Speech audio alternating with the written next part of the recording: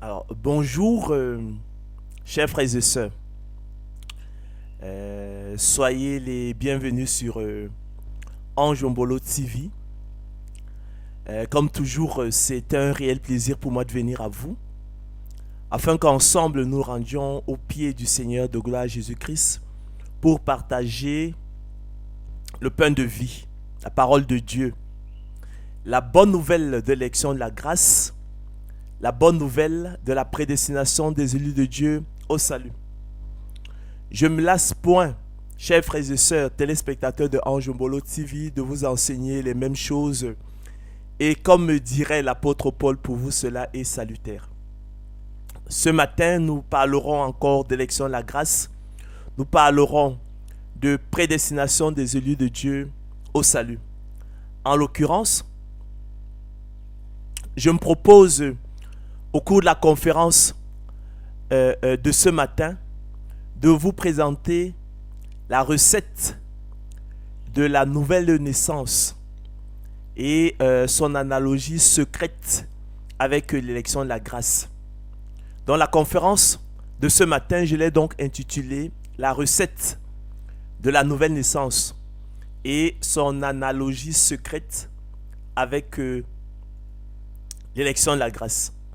Chers frères et sœurs, téléspectateurs de Anjombolo TV, la question de la nouvelle naissance de l'homme animal, parce qu'elle traite des choses célestes et non terrestres, comme l'a indiqué le Seigneur de gloire Jésus-Christ dans son entretien mémorable avec Nicodème, des choses que l'œil n'a point vues, que l'oreille n'a point entendues et qui ne sont point montées au cœur de l'homme, des choses que Dieu a préparées pour ceux qui l'aiment, a dérouté plus d'un.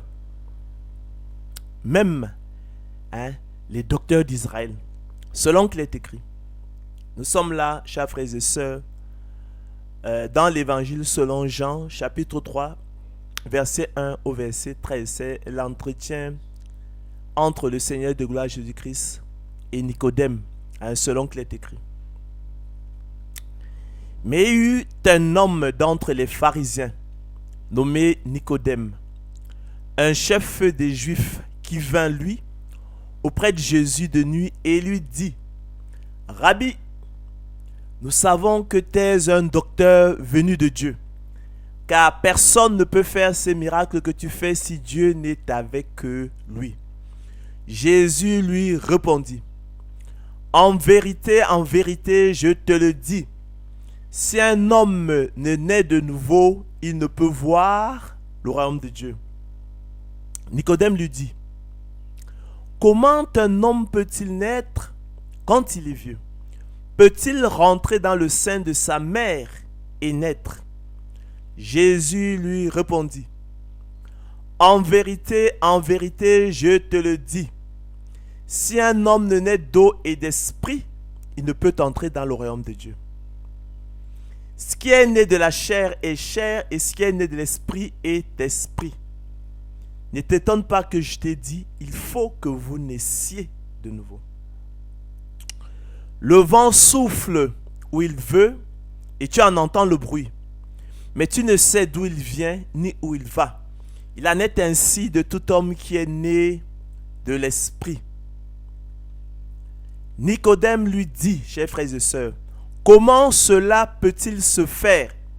Jésus lui répondit: tu es le docteur d'Israël et tu ne sais pas ces choses? En vérité, je te le dis, nous disons ce que nous savons et nous rendons témoignage de ce que nous avons vu. Et vous ne recevez pas notre témoignage. Si vous ne croyez pas quand je vous ai parlé des choses terrestres, comment croirez-vous quand je vous parlerai des choses célestes? Personne n'est monté au ciel, si ce n'est celui qui est descendu du ciel, le Fils de l'homme qui est dans le ciel. Ah oui.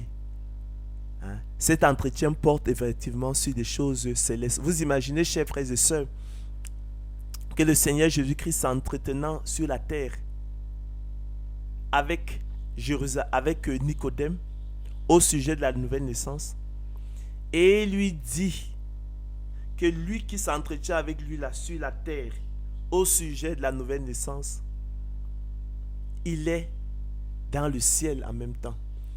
Personne n'est monté au ciel si ce n'est celui qui est descendu du ciel, le Fils de l'homme qui est dans le ciel et qui s'entretient avec Nicodème à l'instant où il conversait. Chers frères et sœurs, téléspectateurs de Ange Ombolo TV, hormis la nécessité de la nouvelle naissance comme exigence pour entrer dans le royaume de Dieu, il semble bien que Nicodème, le docteur d'Israël, n'ait rien compris des paroles du Seigneur sur la nouvelle naissance, selon qu'il est écrit. Comment un homme peut-il naître quand il est vieux? Peut-il rentrer dans le sein de sa mère et naître? Comment cela peut-il se faire?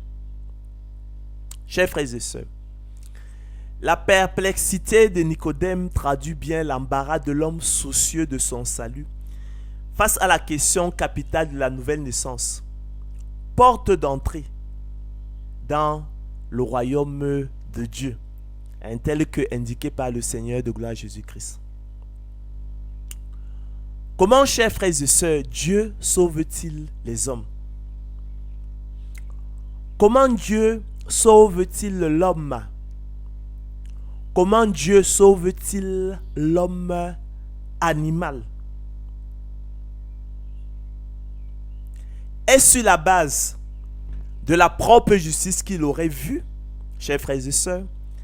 Est-ce sur la base des œuvres de justice qu'il aurait vues, téléspectateurs de Ange Ombolo TV?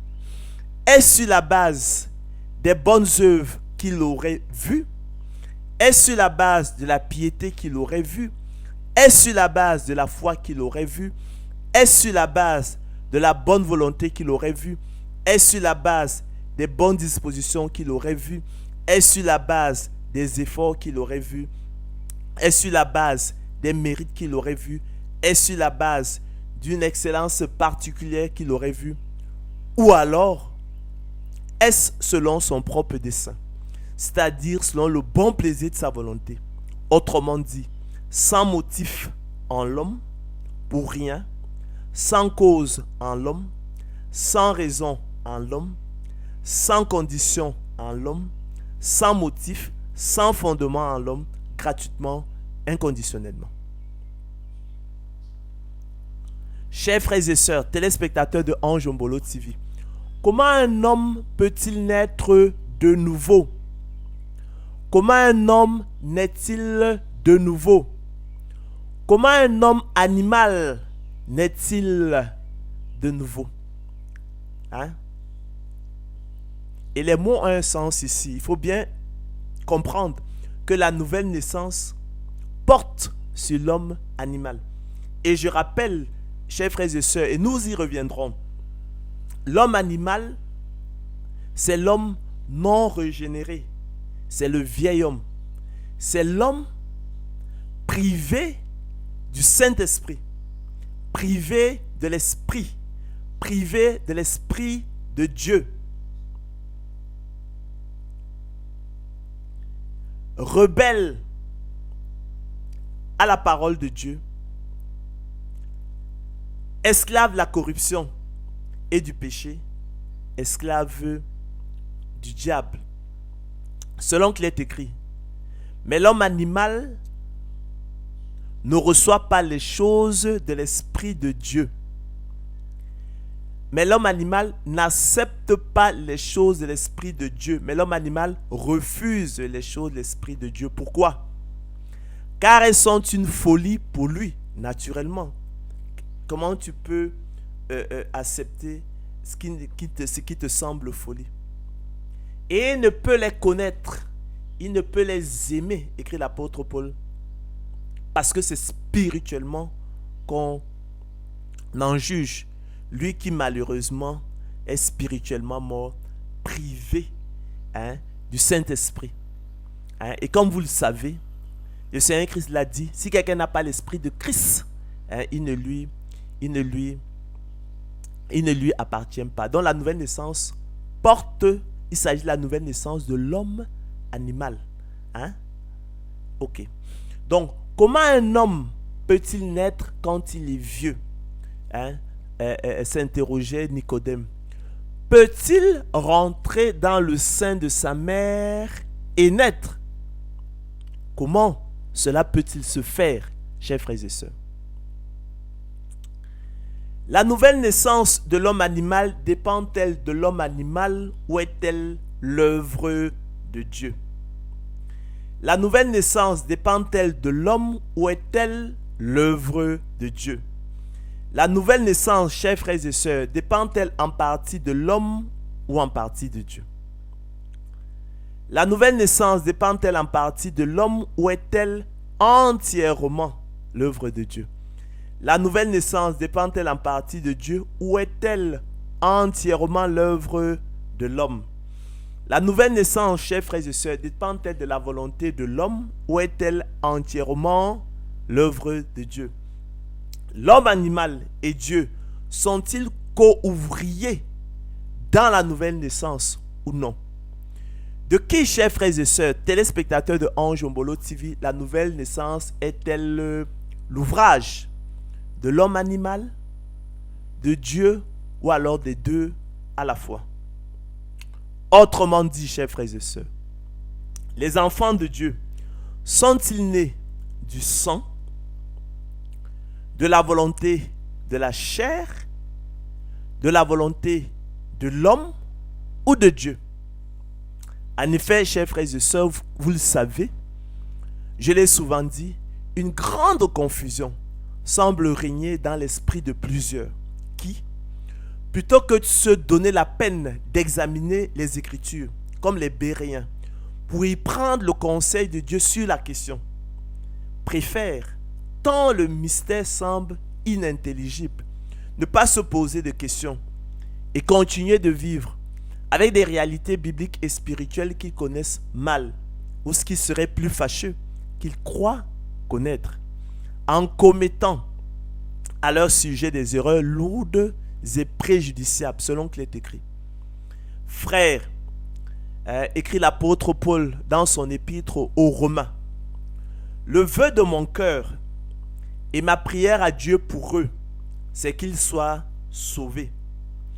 Je leur rends le témoignage qu'ils ont du zèle pour Dieu, mais sans intelligence, ne connaissant pas la justice de Dieu et cherchant à établir leur propre justice, ils ne se sont pas soumis à la justice de Dieu, car Christ est la fin de la loi pour la justification de tous ceux qui croient. En effet, dit-il, Moïse définit ainsi la justice qui vient de la loi. L'homme qui mettra ces choses en pratique vivra par elle. Or, chers frères et sœurs, poursuit-il dans son épître aux Galates, la foi ne procède pas de la loi. La foi ne ressemble pas à la loi. Elles n'ont aucun point commun, elles n'ont aucun trait commun, elles n'ont aucun trait de ressemblance. Les rudiments, les premiers rudiments, chers frères et sœurs, des oracles de Dieu, selon qu'il est écrit, ce n'est point par les œuvres, afin que personne ne se glorifie, afin que nul chair ne se glorifie devant Dieu, ayant été rejetés par les apôtres de l'évangile de la gloire de l'homme, la vérité, chers frères et sœurs, malheureusement, est maintenue injustement captive. Mais la parole de Dieu le dit si bien. Hein? La parole de Dieu ne saurait être liée. Si la parole de Dieu ne saurait être liée, chers frères et sœurs, il convient de reconnaître que si l'on pourra venir à bout des erreurs doctrinales et présenter fidèlement la recette de la nouvelle naissance de l'homme animal, définissant clairement la part de l'homme animal et la part de Dieu, qu'à la condition d'en bien connaître et interpréter les mécanismes. Il faut donc pour cela, chers frères et sœurs, comme les Béréens, se plonger dans la parole de Dieu et sonder, examiner avec soin les textes qui nous décrivent le phénomène étudié. En l'occurrence, la nouvelle naissance de l'homme animal. Par ailleurs, étrange coïncidence révélatrice ou simple fait du hasard, ce dont j'en doute fort, car Dieu ne joue pas au dé, les points de querelle et de controverse relatifs à la nouvelle naissance de l'homme animal étant étonnamment similaires à ceux relatifs à l'élection de la grâce, la question se pose, chers frères et sœurs, de savoir si la nouvelle naissance et l'élection de la grâce ne constitueraient-elles pas, par-delà ce qui est visible ou directement constatable, chers frères et sœurs, deux opérations dues à la même attraction selon un même principe de continuité ou d'affinité. Dès lors, chers frères et sœurs, et par analogie, la maîtrise de la recette de la nouvelle naissance de l'homme animal ne pourrait-elle pas contribuer à une meilleure connaissance de celle de l'élection de la grâce?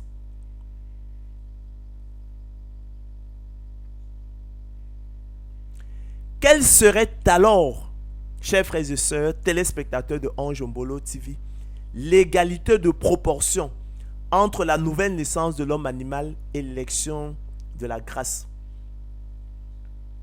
Quelle serait alors, chers frères et sœurs, l'analogie secrète qui lie tout pour entrer dans le royaume de Dieu, réconciliant ce qui semble opposé et établissant une relation et une sympathie entre et avec ce qui semble éloigné?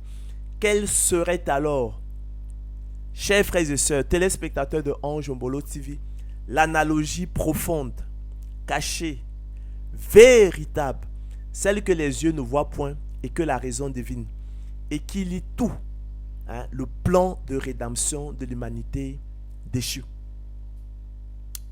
À cet égard, chers frères et sœurs, téléspectateurs de Ange Mbolo TV, ces textes semblent être de la plus haute importance. C'est tout d'abord, chers frères et sœurs, l'évangile selon Jean, qui introduit la notion de la grâce souveraine de Dieu dans le salut.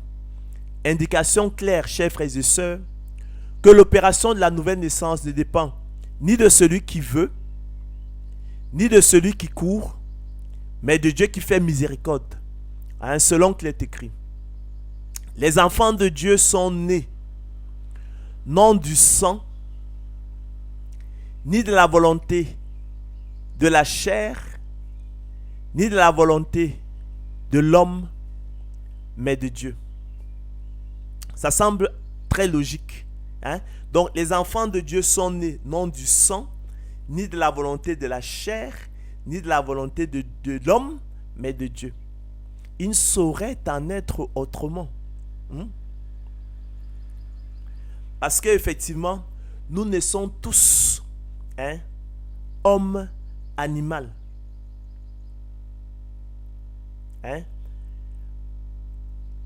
Notre esprit, siège de la relation avec Dieu, est à la réalité mort-né.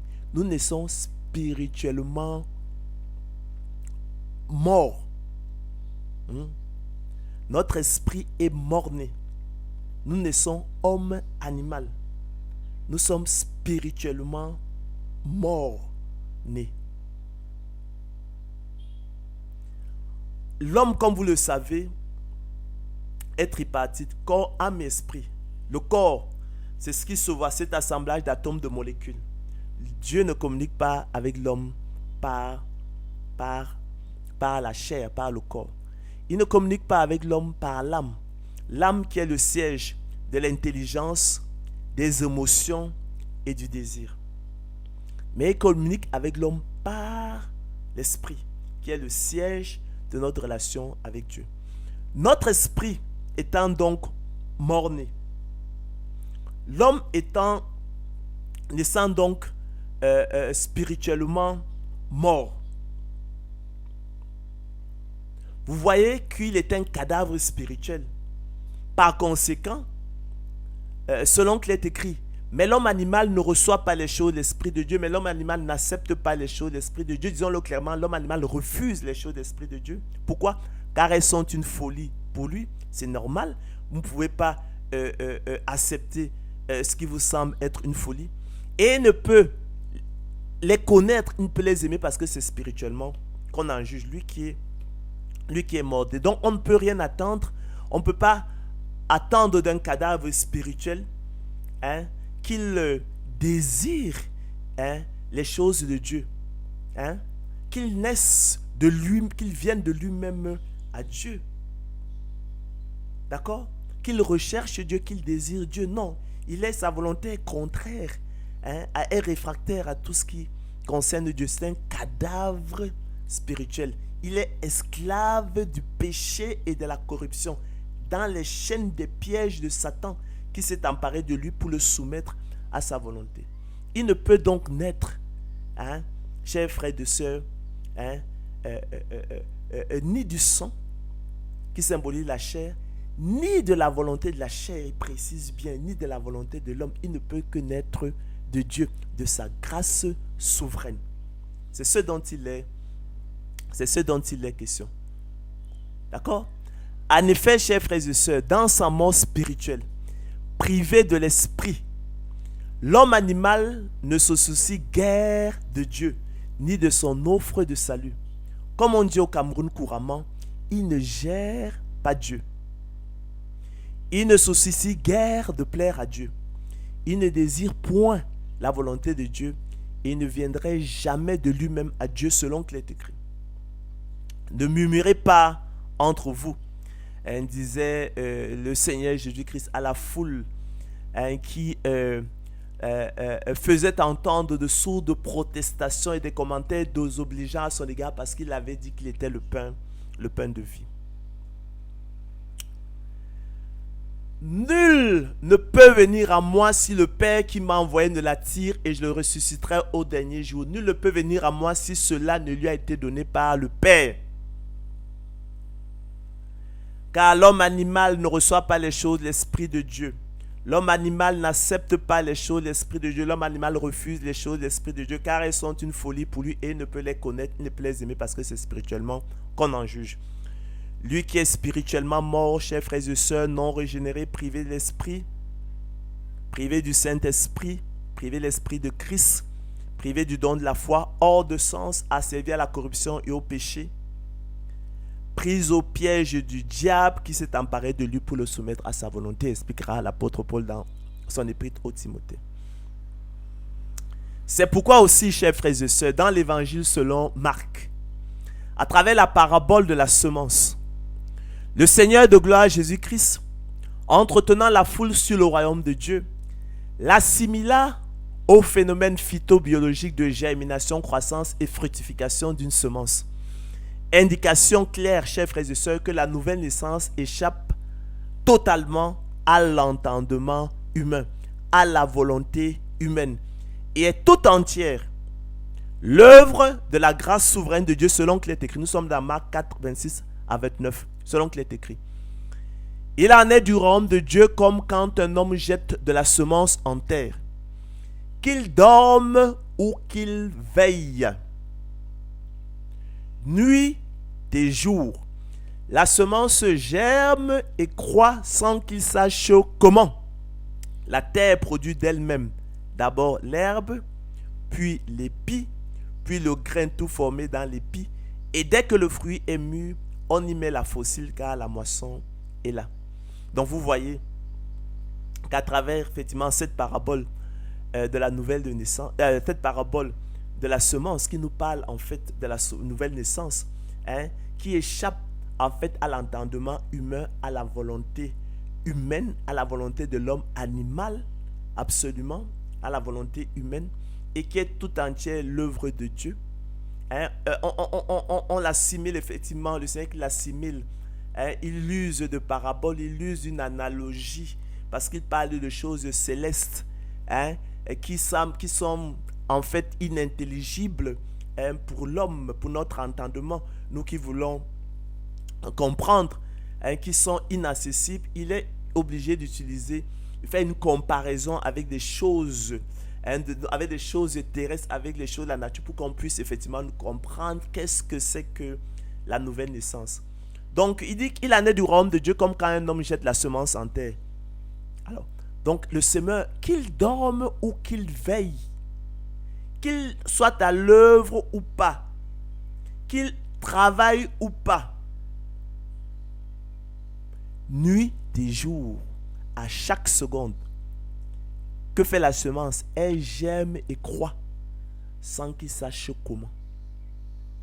Sans qu'il sache comment. Qu'il travaille ou pas, à chaque seconde, nuit et jour, qu'il dorme ou qu'il veille. La semence germe et croît sans qu'il sache comment. C'est Dieu qui est à l'œuvre. La terre produit d'elle-même. On devrait dire Dieu produit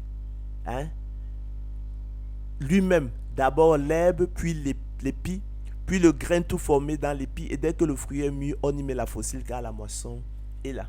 C'est cela donc la nouvelle naissance. D'accord? Vous voyez que la contribution de l'homme est nulle dans le phénomène. Qu'il dorme ou qu'il veille, qu'il soit à l'œuvre ou pas, l'affaire se déroule. Parce qu'effectivement, Dieu, lui, il est à l'œuvre. Sans que nous ne sachions même, nous comprenions même ce qui se passe. C'est cela, la nouvelle naissance. Semblable au phénomène phytobiologique de germination, croissance et fructification. La contribution de l'homme dans l'histoire est nulle. Nulle. Après qu'on ait mis, le semeur ait mis la semence en terre. Après que l'évangéliste ait semé la parole de Dieu dans le cœur de l'homme. D'accord? De l'homme animal. D'accord? C'est Dieu qui fait tout le reste. C'est Dieu qui fait tout le reste. D'accord? Et il ne pourrait en être autrement. Parce que l'homme animal, effectivement, sa volonté est même rebelle à la volonté de Dieu. Donc il faut que Dieu fasse l'affaire lui-même. D'accord? C'est ce dont il est question. Alors, ce principe, chers frères et sœurs, de la grâce souveraine de Dieu dans le salut, est confirmé par le livre du prophète Ézéchiel, qui indique, chers frères et sœurs, que l'homme n'a aucune part dans l'opération de la nouvelle naissance. Comme nous l'avons vu précédemment, aussi bien dans l'évangile selon Jean que dans l'évangile selon Marc. Nouvelle naissance qui est entière l'œuvre de Dieu selon son propre dessein, sans intervention, ni de la main, ni de la volonté rebelle de l'homme animal. Il ne saurait être autrement.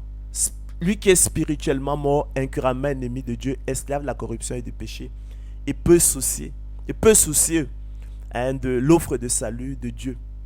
Selon qu'il est écrit, nous sommes là dans l'Ancien Testament. D'accord? Ézéchiel 36, versets 16 à 38. Nous allons lire le texte dans sa totalité, afin que, effectivement, au-delà des définitions que nous pourrions vous donner, que vous voyez ce que c'est que la nouvelle naissance, quels en sont les mécanismes. D'accord? Je rappelle, chers frères et sœurs, que la nouvelle naissance, comme nous le verrons, c'est la régénération du cœur et le renouvellement de l'esprit et de l'intelligence opéré par le Saint-Esprit venant habiter dans le croyant. Lorsqu'on parle de la régénération du cœur, comme l'expliquera le prophète Ézéchiel, Dieu ôte à l'homme animal son cœur de pierre et met à la place un cœur de chair. D'accord? Ce cœur de pierre qu'il a hérité d'Adam, du péché, qui a servi au diable et à Satan. Selon qu'il est écrit, chacun est esclave de ce qui a dominé sur lui. Ensuite, on parle du renouvellement de l'esprit et de l'intelligence. Notre esprit, mort-né, est renouvelé, ressuscité. Donc on l'appelle aussi, on la qualifie aussi de résurrection spirituelle.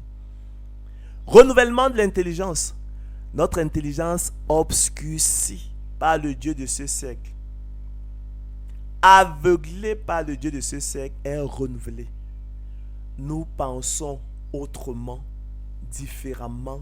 Nous revenons à notre bon sens. Nous comprenons, nous sommes lucides, nous comprenons parfaitement les choses. Nous pouvons discerner quelle est la volonté de Dieu, ce qui est bon, agréable et parfait. Donc c'est cela la bonne nouvelle. Et nous allons donc voir ça avec les mots que Dieu lui-même emploie à travers ce texte fabuleux du prophète Ézéchiel. Et nous y reviendrons.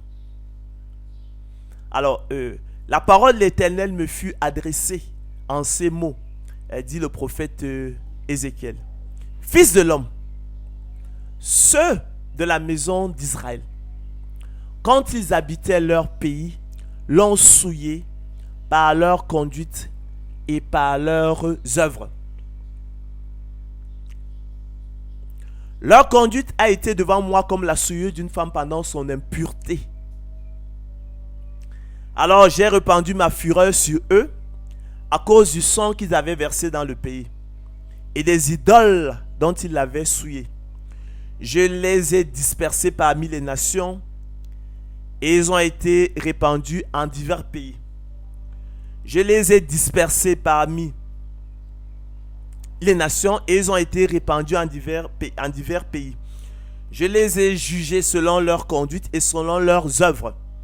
Ils sont arrivés chez les nations où ils allaient et ils ont profané mon saint nom, en sorte qu'on disait d'eux, c'est le peuple de l'Éternel, c'est de son pays qu'ils sont sortis. Et j'ai voulu sauver l'honneur de mon saint nom, que profanait la maison d'Israël parmi les nations où elle est allée. C'est pourquoi dis à la maison d'Israël, dis à mes héritiers, dis aux élus de Dieu. Ainsi parle le Seigneur l'Éternel. Ce n'est pas à cause de vous que j'agis de la sorte, maison d'Israël. C'est à cause de mon saint nom que vous avez profané parmi les nations où vous êtes allés. Donc c'est selon son propre dessein. À écouter la suite, il dira je. Vous voyez que c'est lui qui a l'initiative. Parce qu'on ne peut rien attendre d'un cadavre spirituel. On ne peut rien attendre d'un cadavre. Autant sur le plan physique, on ne peut rien attendre d'un cadavre. Autant sur le plan spirituel, on ne peut rien attendre d'un cadavre spirituel. L'homme animal est un cadavre spirituel. Son esprit, siège de sa relation avec Dieu, siège de la relation avec Dieu, est mort-né.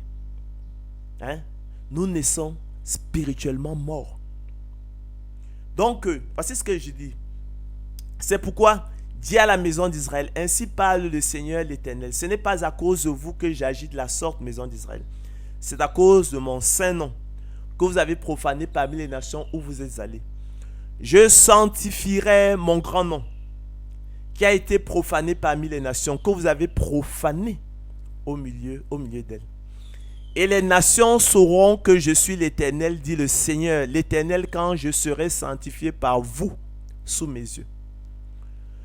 Je vous retirerai d'entre les nations, je vous rassemblerai de tous les pays, et je vous ramènerai dans votre pays. Je répandrai sur vous une eau pure et vous serez purifiés. L'eau symbolise ici le lavage, la purification.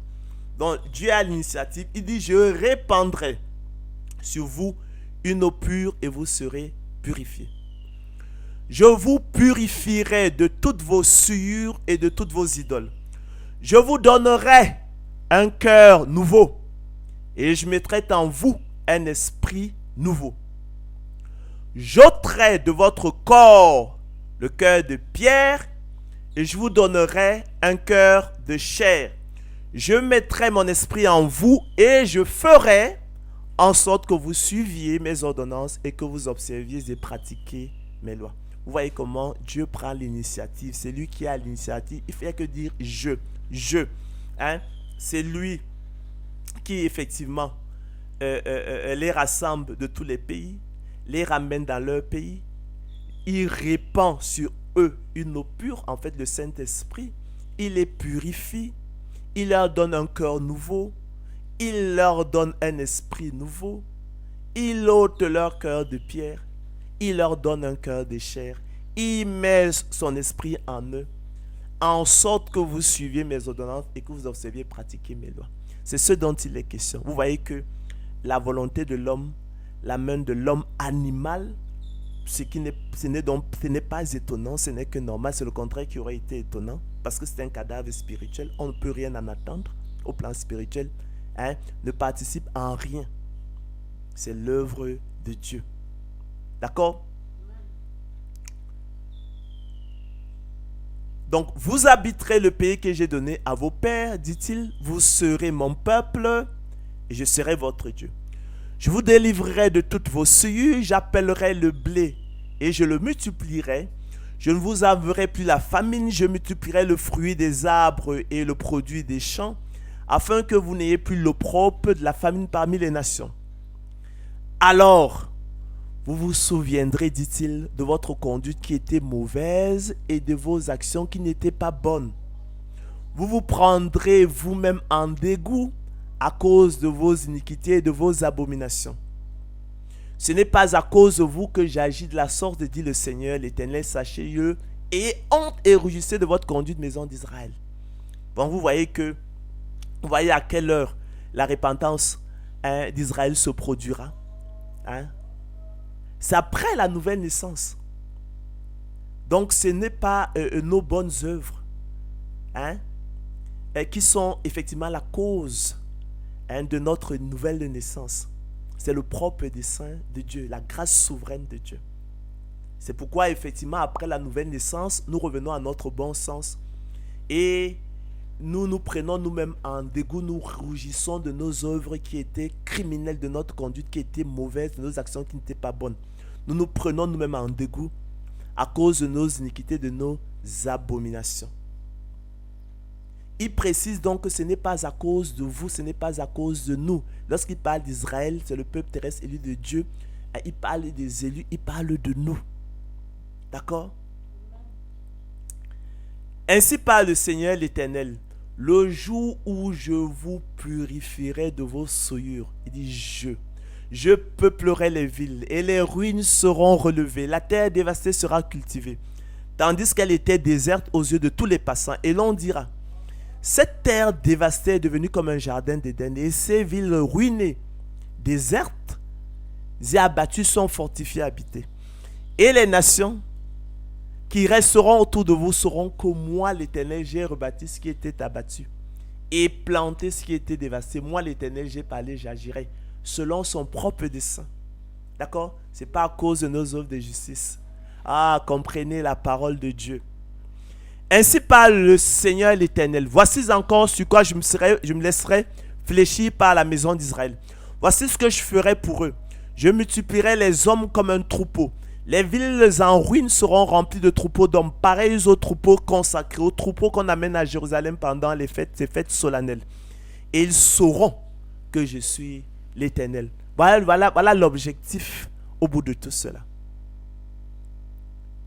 Chers frères et sœurs, c'est le même principe de la grâce souveraine de Dieu dans le salut qui se dégage du livre du prophète Zacharie, où la main invisible, souveraine et miséricordieuse de Dieu est, une fois de plus, à l'initiative de l'opération de la nouvelle naissance sans intervention de la volonté hostile de l'homme animal selon qu'il est écrit. Oracle, nous sommes là, chers frères et sœurs, dans Zacharie 12. On va lire du verset 1 au verset 10.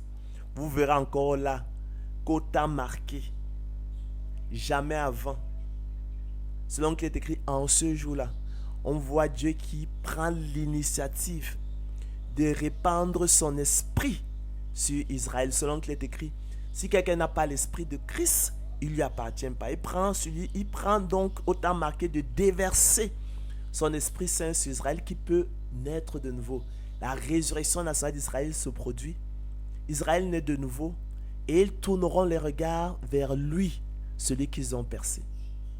Vous savez qu'aujourd'hui, parce que privés momentanément, provisoirement du don du Saint-Esprit, de l'Esprit de Christ, ils ne reconnaissent pas en lui leur roi. Ils tournent le dos au Seigneur Jésus-Christ. Mais au temps marqué, ça changera lorsque le Seigneur Christ prendra sur lui de déverser, de faire naître Israël de nouveau. D'accord? C'est ce dont il est question. Ce n'est pas une œuvre humaine. Mais elle est selon le propre dessein de Dieu. Sans contribution, sans participation de l'homme. Mais c'est un acte d'amour. D'accord? Tout ça procède à la réalité, comme le verrons, de l'élection de la grâce. D'accord? Dans le cadre de l'appel interne particulier efficace de Dieu, c'est l'un des maillons de la chaîne d'or de l'élection de la grâce. La nouvelle naissance, à travers l'appel interne particulier efficace de l'Éternel, Dieu parle au moyen du don du Saint-Esprit, constitue l'un des maillons de la chaîne d'or de l'élection de la grâce, dont nous parle l'apôtre Paul, dans Romains 8, 28. Selon qu'il est écrit, enfin, nous y reviendrons. Donc, revenons donc au prophète Zacharie. Selon qu'il est écrit, oracle, parole de l'Éternel sur Israël. Ainsi parle l'Éternel qui a étendu les cieux et fondé la terre, et qui a formé l'esprit de l'homme au-dedans de lui. Voici, je ferai de Jérusalem une coupe d'étourdissement pour tous les peuples d'alentour, et aussi pour Juda dans le siège de Jérusalem. En ce jour-là, je ferai de Jérusalem une pierre pesante pour tous les peuples. Tous ceux qui la soulèveront seront meurtris, et toutes les nations de la terre s'assembleront contre elle. En ce jour-là, jamais avant, dit l'Éternel, je frapperai d'étourdissement tous les chevaux et de délire ceux qui les monteront. Mais j'aurai les yeux ouverts sur la maison de Juda, quand je frapperai d'aveuglement tous les chevaux des peuples. Les chefs de Juda diront en leur cœur, les habitants de Jérusalem sont notre force, par l'Éternel des armées, leur Dieu. En ce jour-là, regardez la récurrence du mot, en ce jour-là, ça veut dire pas avant. Donc, au temps marqué, en ce jour-là, pour traduire la souveraineté de Dieu dans cette opération. Je ferai des chefs de Juda comme un foyer ardent parmi du bois, comme une torche enflammée parmi des gerbes, c'est-à-dire comme du feu. Ils dévoreront à droite et à gauche tous les peuples d'alentour, et Jérusalem restera à sa place à Jérusalem. L'Éternel sauvera d'abord les tentes de Juda, afin que la gloire de la maison de David, la gloire des habitants de Jérusalem ne s'élève pas au-dessus de Juda. En ce jour-là, dit l'Éternel, l'Éternel protégera les habitants de Jérusalem, et le faible parmi eux sera dans ce jour comme David. La maison de David sera comme Dieu, comme l'ange de l'Éternel devant eux. En ce jour-là, jamais avant, je m'efforcerai, dit l'Éternel, de détruire toutes les nations qui viendront contre Jérusalem. Alors, dit-il, je répandrai sur la maison de David et sur les habitants de Jérusalem un esprit de grâce et de supplication. Le Saint-Esprit, le don du Saint-Esprit, qui lui-même à son tour fait un ensemble de dons, notamment le don de la foi à salut. Quelle en sera la conséquence? Ils tourneront, dit le Seigneur, les regards vers moi, celui qu'ils ont percé.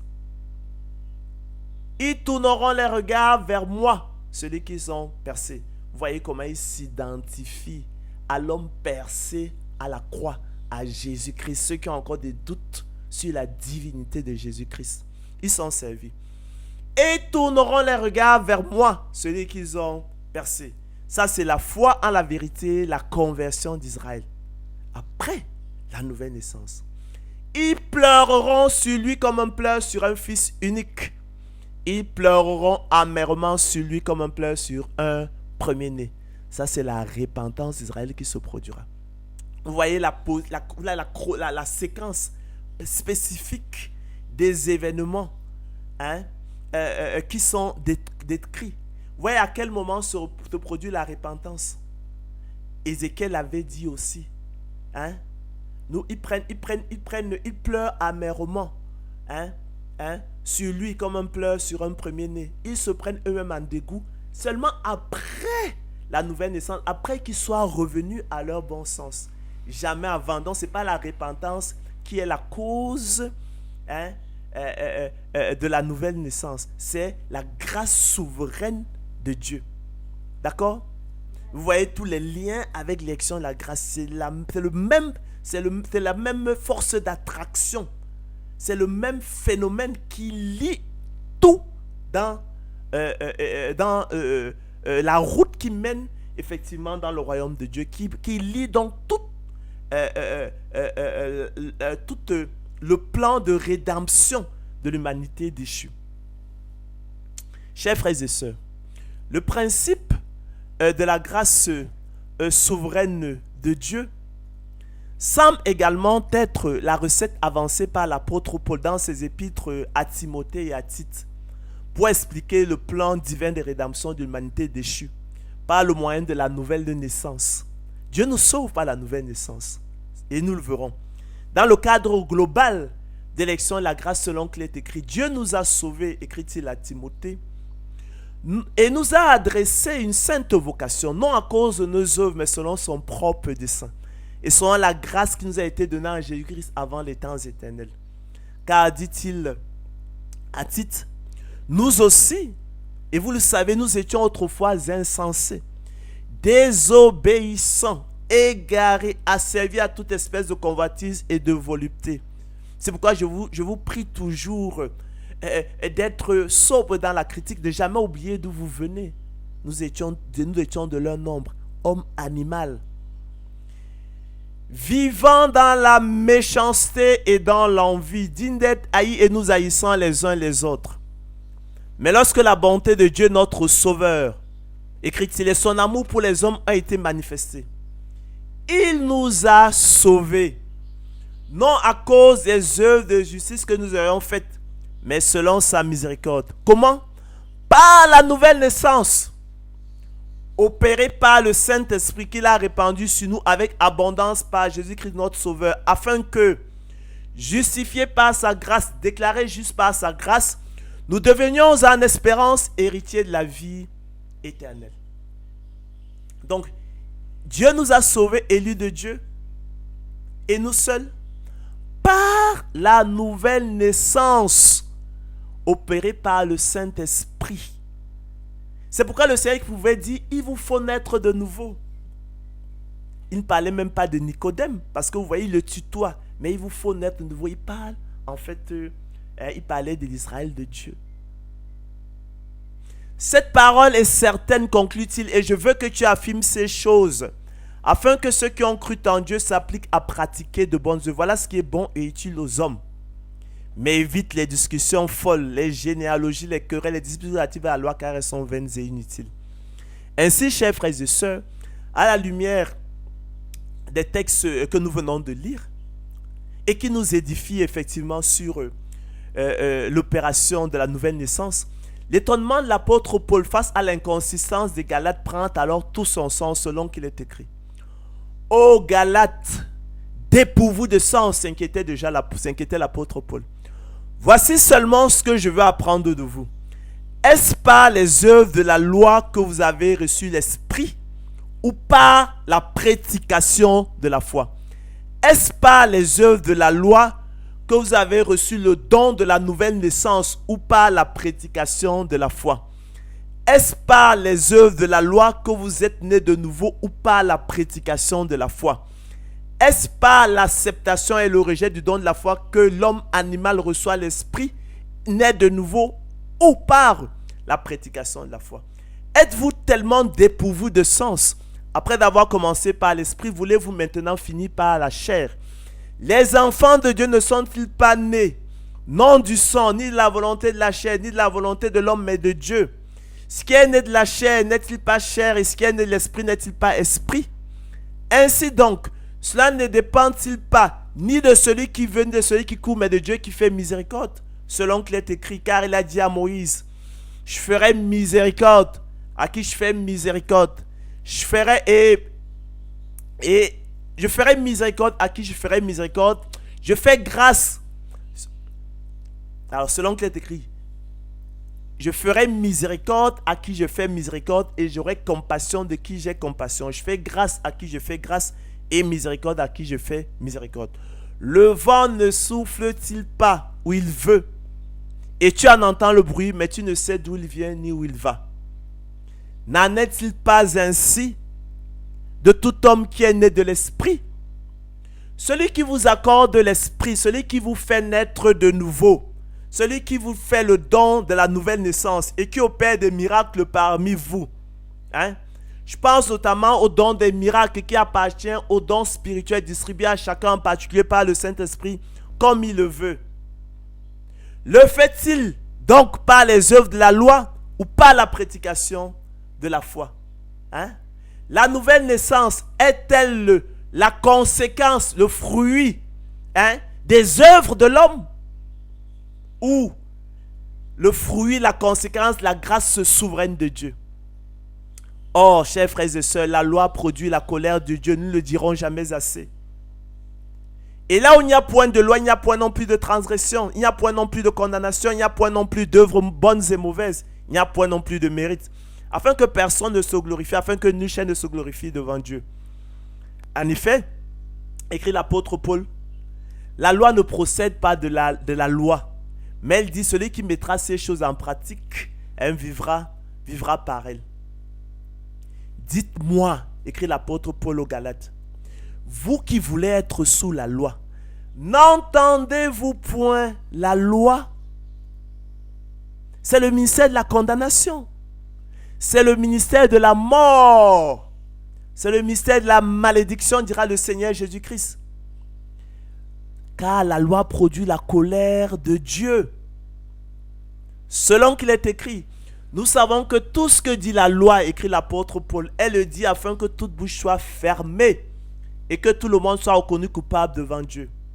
Car nul ne sera justifié devant lui par les œuvres de la loi, puisque c'est par la loi que vient la connaissance du péché. Mais maintenant, sans la loi est manifestée la justice de Dieu à laquelle rend témoignage la loi et les prophètes, justice de Dieu par la foi en Jésus-Christ pour tous ceux qui croient. Chers frères et sœurs, la réponse à ces questions rhétoriques soulevées ci-dessus est sans équivoque selon qu'il est écrit. Dieu nous a sauvés, élus de Dieu, et nous a adressé une sainte vocation, non à cause de nos œuvres, mais selon son propre dessein et selon la grâce qui nous a été donnée en Jésus-Christ avant les temps éternels. Nous étions de leur nombre, du nombre des réprouvés. Et Dieu nous a sauvés, non à cause des œuvres de justice que nous avons faites, nous n'en étions même pas capables, mais selon sa miséricorde, par la nouvelle naissance opérée par le Saint-Esprit qu'il a répandu sur nous avec abondance par Jésus-Christ notre Sauveur, afin que, déclarés juste par sa grâce, nous devenions en espérance héritiers de la vie éternelle. Rappelons donc, chers frères et sœurs, que la nouvelle naissance, je l'ai dit précédemment, c'est la régénération du cœur et le renouvellement de l'esprit, l'intelligence opérée par le Saint-Esprit venant habiter dans le croyant. Selon qu'il est écrit, je répandrai sur vous une eau pure et vous serez purifiés. Je vous purifierai de vos souillures, de vos idoles. Je vous donnerai un cœur nouveau, je mettrai en vous un esprit nouveau. D'accord? J'ôterai de votre cœur le cœur de pierre, je mettrai à la place un cœur de chair. Nous avons vu cela. Il s'agit d'une essence de l'esprit, du Saint-Esprit d'en haut de Dieu. Une véritable résurrection spirituelle en vue d'une marche en nouveauté de vie. L'homme passe ainsi de la mort à la vie avec Dieu selon qu'il est écrit. Vous étiez morts par vos offenses et par vos péchés dans lesquels vous marchiez autrefois selon le train de ce monde. Selon le prince de la puissance de l'esprit qui agit maintenant dans les fils de la rébellion. Nous tous aussi nous étions de leur nombre et nous vivions, n'oubliez jamais, autrefois selon les convoitises de notre chair, accomplissant les volontés de la chair et de nos pensées, nous étions par nature des enfants de colère comme les autres. Mais Dieu qui est riche à miséricorde à cause du grand amour dont il nous a aimés, nous qui étions morts par nos offenses, nous a rendus à la vie avec Christ. C'est par grâce que vous êtes sauvés. Il nous a ressuscités ensemble. Il nous a fait asseoir ensemble dans les lieux célestes en Jésus-Christ, afin de montrer dans les siècles à venir l'infinie richesse de sa grâce par sa bonté envers nous en Jésus-Christ. C'est un acte d'amour. Car nous aussi, nous étions autrefois insensés, désobéissants, asservis à toute espèce de convoitise et de volupté. Nous l'avons dit. Mais lorsque la bonté de Dieu, notre Sauveur, son amour pour les hommes a été manifesté, il nous a sauvés. Par la nouvelle naissance opérée par le Saint-Esprit qu'il a répandu sur nous avec abondance par Jésus-Christ notre Sauveur. Non à cause des œuvres de justice que nous aurons faites, mais selon sa miséricorde. L'esprit de l'homme, siège de sa relation avec Dieu, est renouvelé, ressuscité, lui qui est mort-né. L'esprit mort-né de l'homme est ressuscité. L'homme peut à nouveau entretenir une relation intime avec Dieu et croire à l'écoute de sa parole d'un cœur honnête, bon et sincère en Dieu, qui le scelle de son esprit, comme marque de sa propriété selon qu'il est écrit. Dans lui, vous aussi. Après d'avoir entendu la parole de la vérité, l'évangile de votre salut, vous avez cru en lui et vous avez été scellés du Saint-Esprit qui avait été promis, lequel est un gage de notre héritage pour la rédemption de ceux que Dieu s'est acquis à la louange de sa gloire. De même, l'intelligence de l'homme obscurci et aveuglé par le Dieu de ce siècle est renouvelée. Selon qu'il est écrit, si notre évangile est encore voilé, écrit l'apôtre Paul, il est voilé pour ceux qui périssent. Pour les incrédules dont le Dieu de ce siècle a aveuglé l'intelligence, afin qu'ils ne vissent pas briller la splendeur de l'évangile, la gloire de Christ, l'élection de la grâce. Son âme, siège de l'intelligence, de la volonté, des émotions et des désirs, peut coopérer à nouveau avec son esprit. Et sous la direction et l'autorité de l'esprit, travaille avec crainte et tremblement au salut de l'homme, à travers la persévérance des saints. À cet égard, rappelons, chers frères et sœurs, que le vieil homme désigne l'homme non régénéré, spirituellement mort, privé de l'Esprit de Dieu, étranger à la vie de Dieu. L'Écriture le désigne aussi sous le vocable de l'homme animal. La catégorie sotériologique de l'homme animal s'oppose dialectiquement à celle de l'homme régénéré. L'homme régénéré est l'homme né de nouveau. L'Écriture le désigne aussi sous le vocable de l'homme nouveau. C'est l'enfant de Dieu. En fonction de sa maturité spirituelle, l'homme régénéré sera dit spirituel ou charnel. L'homme charnel est un homme régénéré, mais dont la maturité spirituelle est celle d'un enfant ou d'un bébé en Christ. En revanche, l'homme spirituel est un homme régénéré dont la maturité spirituelle n'est plus celle d'un enfant nouveau-né en Christ, mais d'un homme fait et accompli en Christ. Tandis que les enfants nouveau-nés en Christ en sont au lait spirituel, la nourriture solide est pour les hommes faits et accomplis en Christ, pour les maîtres, pour ceux qui ont l'expérience de la parole de justice, ceux dont le jugement est exercé par l'usage à discerner ce qui est bien et, chers frères et sœurs, ce qui est mal. L'Écriture, chers frères et sœurs, identifie formellement le Saint-Esprit et la parole de Dieu comme les deux co-agents de la régénération de l'homme animal, de la nouvelle naissance.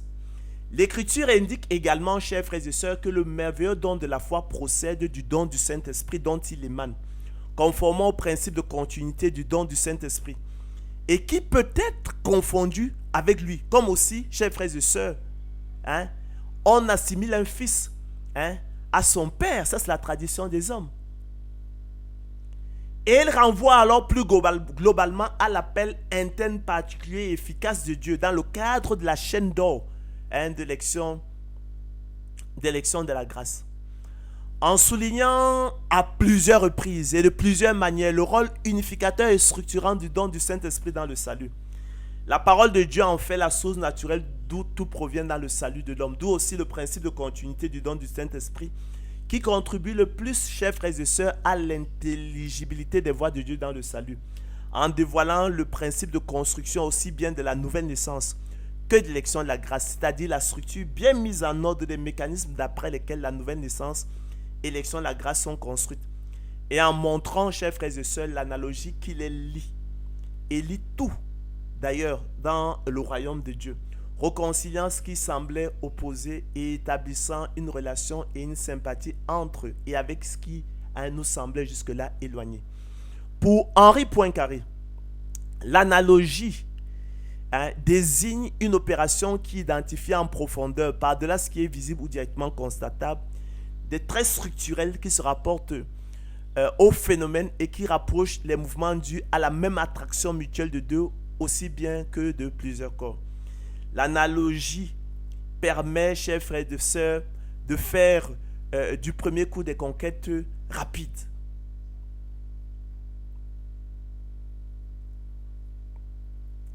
Elle relie ainsi les éléments de la vie chrétienne connus depuis longtemps et qui paraissaient étrangers les uns aux autres.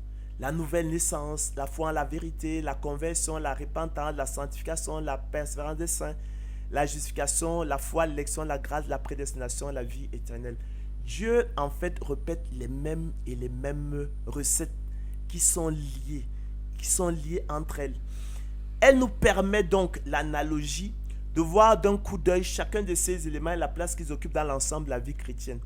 Elle introduit, pour ainsi dire, l'ordre là où régnait l'apparence du désordre ou du vide complet.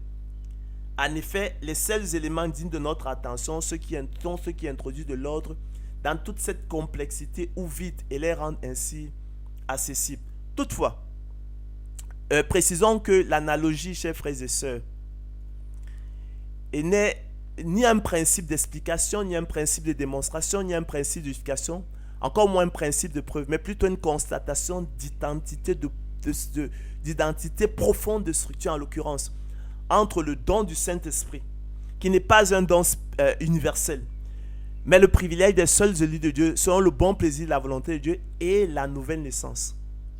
La foi en la vérité, la conversion, la repentance. Nous avons vu Zacharie 12, comment tout ça est déclenché. La persévérance des saints, la sanctification, le salut, la justification, l'élection, la grâce, la prédestination et la vie éternelle, qui tous procèdent du don du Saint-Esprit, qui est la source naturelle d'où tout provient dans le salut de l'homme et qui n'est pas un don universel. Le don du Saint-Esprit, source naturelle d'où tout provient dans le salut, apparaît ainsi comme l'égalité de proportion entre la nouvelle naissance de l'homme animal et l'élection de la grâce. D'où aussi l'intérêt de son rôle unificateur et structurant dans la compréhension de la doctrine biblique du salut. Il importe notamment de comprendre ici, chers frères et sœurs, et je le répète, que le don du Saint-Esprit, qui est à la base de la nouvelle naissance, qui est donc synonyme de nouvelle naissance, n'est pas un don universel. Parce que Dieu nous sauve par le moyen de la nouvelle naissance. Ce n'est pas un don universel, c'est-à-dire le partage de tous les hommes, mais constitue au contraire le privilège des seuls élus de Dieu selon le bon plaisir de la volonté de Dieu. En conséquence, les fruits et dons qui en résultent, en l'occurrence la nouvelle naissance et la foi en la vérité, privilège des seuls élus de Dieu. Comme aussi, vous le savez, le liquide séminal d'un père passe à ses seuls enfants. Ne sauraient être universels, mais procèdent également du bon plaisir de la volonté de Dieu conformément au code de la source naturelle d'où ils tirent leur origine. D'où l'analogie secrète entre la nouvelle naissance de l'homme animal et l'élection de la grâce qui procède de tous les deux du bon plaisir de la volonté de Dieu. Selon son propre dessein, le conseil de sa volonté, sa miséricorde, sans dépendre ni de celui qui veut, ni de celui qui court, ni des œuvres, mais de la seule volonté de Dieu qui appelle efficacement à lui par le moyen du don de l'Esprit selon qu'il est écrit. Pour moi, frère, écrit l'apôtre Paul, aux Corinthiens, ce n'est pas comme à des hommes spirituels que j'ai pu vous parler, mais comme à des hommes charnels, comme à des enfants en Christ. Je vous ai donné du lait, non de la nourriture solide, car vous ne pouviez pas la supporter, vous ne pouvez pas, même à présent, parce que vous êtes encore charnel. Et vous ne le pouvez pas même à présent, parce que vous êtes encore charnel. En effet, puisqu'il y a parmi vous de la jalousie et des disputes, n'êtes-vous pas charnel et ne marchez-vous pas selon l'homme? Quand l'un dit moi je suis de Paul et un autre moi d'Apollos, n'êtes-vous pas des hommes? Qu'est-ce donc Apollos et qu'est-ce donc Paul? Des serviteurs par le moyen desquels vous avez cru selon que le Seigneur l'a donné à chacun. J'ai planté, écrit l'apôtre Paul, Apollos a arrosé, mais Dieu a fait croître. En sorte que ce n'est pas celui qui plante qui est quelque chose, ni celui qui arrose, mais Dieu qui fait croître, selon qu'il est écrit. Il en est du royaume de Dieu, nous l'avons dit précédemment, comme quand un homme jette la semence en terre, qu'il dorme ou qu'il veille, qu'il œuvre ou pas, qu'il croise les mains ou qu'il soit actif. Nuit et jour, chaque seconde, la semence germe et croît sans qu'il sache comment. La terre produit d'elle-même d'abord l'herbe. Dieu produit lui-même du sol l'herbe, puis l'épi, puis le grain tout formé dans l'épi. Et dès que le fruit est mûr, on y met la faucille car la moisson est là. Ainsi, chers frères et sœurs, comprenez-le donc, vous êtes le champ de Dieu, l'édifice de Dieu, écrit-il. Celui qui plante et celui qui arrose sont égaux. Hein? Vous qui faites l'œuvre d'évangéliste, d'accord? Vous êtes égaux. Vous qui répandez la semence, la bonne nouvelle. Hein? Et chacun de vous recevra sa propre récompense selon son propre travail. Car nous sommes ouvriers avec Dieu, qui fait croître, en sorte que ce n'est pas celui qui plante qui ait quelque chose, ni celui qui arrose, mais Dieu qui fait croître. Selon qu'il est écrit, il en est du royaume de Dieu comme quand un homme jette la semence en terre, qu'il dorme ou qu'il veille nuit et jour. La semence germe et croît sans qu'il sache comment. La terre produit d'elle-même d'abord l'herbe, puis l'épi, puis le grain tout formé dans l'épi. Et dès que le fruit est mûr, on y met la fauteuil car la moisson est là. Ainsi, chers frères et sœurs, nous sommes parvenus au thème de notre conférence. Nous avons compris que la nouvelle naissance de l'homme animal et l'élection de la grâce sont liées par le même principe de continuité du don du Saint-Esprit qui procède de la grâce souveraine de Dieu selon le propre dessein de Dieu et sa miséricorde, sans motif en l'homme. Hein? Souvenez-vous de ce que le Seigneur Christ a dit par la bouche du prophète Ézéchiel. Ce n'est pas à cause de vous, Israël, que je le fais. Ayez honte de vous. Donc, sans cause en l'homme, sans raison en l'homme, sans condition en l'homme, sans motif, sans fondement en l'homme, mais gratuitement, inconditionnellement, à un seul nom qu'il est écrit. Et je prends plaisir à terminer sur ça. Les enfants de Dieu sont nés non du sang, ni de la volonté de la chair, ni de la volonté de l'homme, mais de Dieu, qui nous a sauvés et nous a adressé une sainte vocation, non à cause de nos œuvres, mais selon son propre dessein et selon la grâce qui nous a été donnée en Jésus-Christ avant les temps éternels. Car nous aussi, chers frères et sœurs, nous étions autrefois insensés. N'oubliez jamais, je vous le conseille, désobéissants, afin que vous ne croyiez point plus excellent, asservis à toute espèce de convoitise et de volupté, vivant dans la méchanceté, dans l'envie, dignes d'être haïs et nous haïssant les uns les autres. Mais lorsque la bonté de Dieu, notre Sauveur, et son amour pour les hommes ont été manifestés, il nous a sauvés, élus de Dieu. Non à cause des œuvres de justice que nous aurions faites, mais selon sa miséricorde, par la nouvelle naissance opérée par le Saint-Esprit. C'est ainsi qu'il nous a sauvés. Il sauve par la nouvelle naissance. C'est pourquoi le Seigneur dit qu'il vous faut naître de nouveau, définissant la nouvelle naissance comme la porte d'entrée dans le royaume de Dieu. Il nous a donc sauvés par la nouvelle naissance opérée par le Saint-Esprit, à laquelle nous n'avons pas pris part dans notre mort spirituelle. La nouvelle naissance opérée par le Saint-Esprit qu'il a répandu sur nous avec abondance par Jésus-Christ notre Sauveur, afin que justifiés par sa grâce, déclarés justes par sa grâce, nous devenions en espérance héritiers de la vie éternelle. Cette parole est certaine et je veux que tu affirmes ces choses, dira-t-il à titre, afin que ceux qui ont cru en Dieu s'appliquent à pratiquer de bonnes œuvres. Voilà ce qui est bon et utile aux hommes, mais évite les discussions folles, les généalogies, les querelles, les disputes de la loi, car elles sont vaines et inutiles. Ainsi, avez-vous été scellés du Saint-Esprit qui avait été promis, lequel est un gage de notre héritage pour la rédemption de ce que Dieu s'est acquis à la gloire de sa, à la louange de sa gloire, a conclu l'apôtre Paul. J'espère, chers frères et sœurs, qu'à travers effectivement cette conférence où nous avons présenté la recette de la nouvelle naissance de l'homme animal et son analogie avec l'élection de la grâce, où effectivement les controverses sont les mêmes, on se pose la question de savoir quelle est la part de l'homme animal effectivement dans son salut, quelle est la part de ses œuvres, hein, dans son salut, sa nouvelle naissance. On a vu finalement, il s'agissait en fait de la même question. Il s'agit en fait de deux opérations voisines qui effectivement obéissent effectivement aux mêmes lois, sont liées par la même attraction, sont liées par le même principe de continuité du don du Saint-Esprit et lequel principe lie tout, hein, dans la route qui mène effectivement dans le royaume de Dieu et où l'homme, lequel est inaccessible à l'homme. Et il y a à l'esprit l'entretien entre le Seigneur Jésus-Christ et le jeune homme riche, où il lui rappelait qu'aux hommes cela est impossible. Le salut est inaccessible à l'homme en dehors de l'élection de la grâce, tout comme la nouvelle naissance, qui est la porte d'entrée dans le royaume de Dieu, est fermée à l'homme en dehors, effectivement, de la nouvelle naissance. C'est pourquoi le Seigneur pouvait dire à Nicodème, il vous faut naître de nouveau. Il n'a pas dit qu'il faut naître de nouveau. C'est un discours qui ne s'adressait pas à Nicodème. Il a dit qu'il vous faut naître de nouveau. Il faut que le peuple de Dieu naisse de nouveau. Il faut que les héritiers de Dieu naissent de nouveau. Il nous faut naître de nouveau. Et cette œuvre-là relève la grâce et le fruit de la grâce souveraine de Dieu. Alors, bon après-midi, à la prochaine. Que l'honneur, la gloire, les acclamations reviennent au Seigneur de gloire Jésus-Christ, seul qui a permis effectivement que cette conférence se tienne afin que la parole de Dieu ne soit plus liée. Elle ne saurait être liée.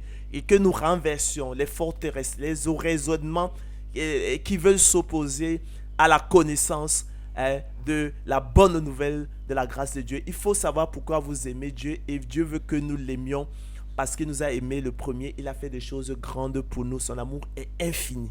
Merci Seigneur. Bonne journée. À la prochaine.